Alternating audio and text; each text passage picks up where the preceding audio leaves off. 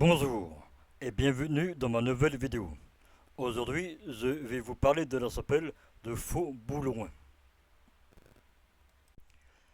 La chapelle de Faux-Bouloin, appelée également Notre-Dame du Frêne ou Notre-Dame de Grâce de Faux-Bouloin, est une chapelle située dans une forêt dans le parc naturel du Morvan, près du hameau de Lorrain, sur le territoire de la commune de Corancy, dans le département de la Nièvre. Cette chapelle a été bâtie dans une forêt d'échos. Sur un petit plateau à une altitude de 520 mètres, elle fait face à l'éperon barré du Fou de Verdun et surplombe la confluence des ruisseaux de la montagne et du Griveau, qui forment alors la Haustière. Orientée nord-est-sud-ouest, elle est formée d'un rectangle de 20 mètres sur 7 mètres. Il dispose d'un toit en ardoise surmonté d'un clocheton. La partie nord-est de la chapelle, vraisemblablement la plus ancienne, accueille un autel de 6,50 mètres de long. Elle est constituée du mur de 1 mètre d'épaisseur, avec un entrant interne qui forme une séparation avec le reste du bâtiment. Le chevet présente par ailleurs des traces d'une fenêtre qui fut murée. L'autre partie de la chapelle, plus récente, est constituée d'un mur épais de 60 cm et de pignon sud-ouest, et percée de la porte principale de plein cintre.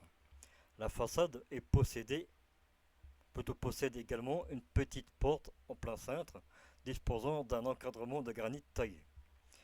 Chaque façade est par ailleurs dotée d'une petite fenêtre. La porte principale de la chapelle porte la date de 458, date supposée de sa construction. Elle appartient au marquis de la Tournelle, au XVIIIe siècle, qui pourrait avoir érigé sur son clocheton. L'intérieur aurait quant à lui été pavé qu'en 1881.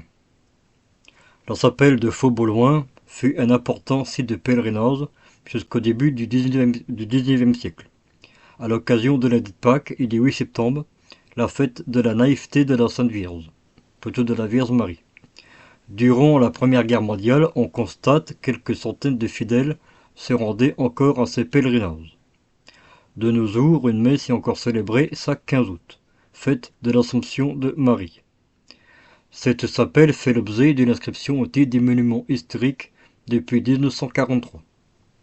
Une statuette raconte que des bûcherons ont découvert dans le creux d'un frêne une statuette de la Vierge, et qu'ils décidèrent de la porter en l'église de Corancy, à quelques kilomètres de là. S'apercevant le lendemain qu'elle avait disparu, les habitants du village la recherchent et la retrouvent à l'endroit où elle avait été trouvée la veille.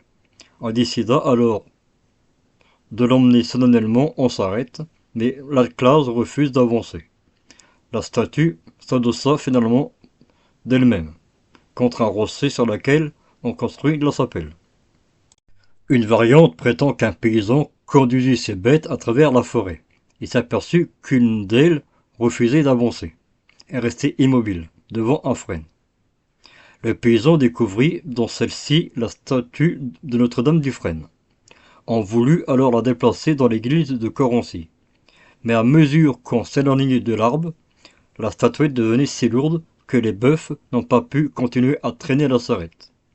On laissa alors la statue de la forêt et on construisit une chapelle à cet endroit. Merci d'avoir regardé les vidéos. Si la vidéo vous a plu, mettez un j'aime, partagez, abonnez-vous et à bientôt pour de nouvelles découvertes sur les histoires des sites archéologiques. À bientôt.